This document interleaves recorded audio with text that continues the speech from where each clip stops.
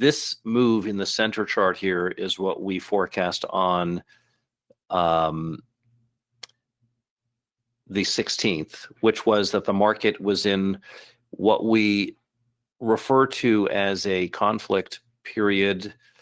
And that is a period where the internal nature of the market is in conflict. It's not the conflict between Ukraine and Russia, although there often can be world events and conflicts that could be occurring at the same time.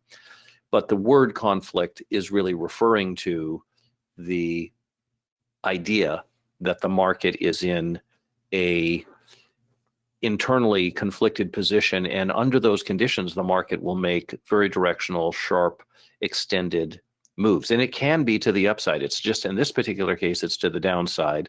So I hope that's useful. Ed is here and he says, David, I haven't heard you use the term conflict period previously. Is this new work or just new terminology for something you've been using? It is new work. And the reason I'm using the phrase has to do with how the period is developed, how you know that you're in that period. It doesn't have to be a down move. It can be a very powerful up move as well. But the reason that it's called conflict, and this is the best thing I can say, is that there's more. The other day we talked about that the more you deal with three independent facts about something, the better your information about that thing is going to be. And that's because everything is in 3 dimensions. So if you can muster up 3 independent facts about something, even though you may not be directly dealing with the dimensions when you do so, the idea is that you get much better information. So, you've heard me say many times, everything that's in 3 dimensions has 3 dimensions. And because that actually is true, that means better information comes from 3 than it does from 1. Looking at a 5-minute candlestick that tells you, it's a doji, that's a single piece of information, and it simply isn't good enough. I'm not demeaning candlesticks by saying that. It could be anything that uses 1 piece of information. So we want to use at least 2 and maybe even 3. So in the conflict, we are using 3 pieces of information, 2 of which are in conflict. That's where the phrase comes from. Now, that I won't go any further than that, but the idea is that you have to have the understanding that 3 is the master number because of 3 great dimensions. Now, there are many other important numbers. Numbers themselves do represent qualities. Numbers are not just merely a way to count. The simplest thing you can do with a number is to count 1, 2, 3, 4, 5, 6, 7, 8, 9, 10. But there's many other things you can do with numbers, right? And each number is constituted harmonically different than other numbers. Now, we could say that the number 4 is constituted harmonically by 4 1s and 2 2s and 1 4. We could just very simply say that's the harmonic constitution of the number 4. If we doubled it and went to 8, we'd have a very similar set of conditions. We'd have 8 1s, 2 4s, and 4 2s, however you want to put it together. But the number 9 is constituted quite differently. Now you may think, well, what's the difference? Well, the difference is that the mind of man discovered mathematics. It didn't make it up. Because if we meet aliens from another planet, you've heard me say, they're going to know what 1 and 1 is in their language. They're going to know what 1, 2, 3, 4, 5, 6, 7, 8, 9, 10 is in their language. So math is part of the universe. It expresses itself in every dimension and in every expression.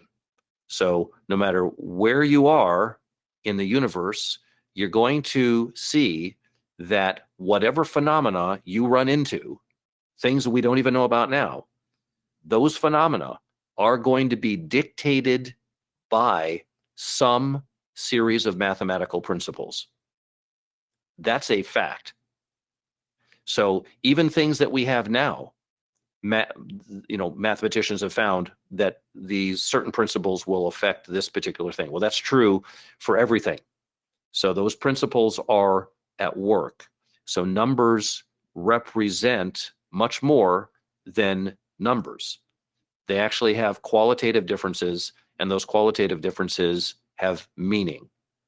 So when those qualitative differences are in conflict, as they are through the 16th through the 22nd, you tend to have much more directional, fast, powerful moves. And they can, again, it can be up or down.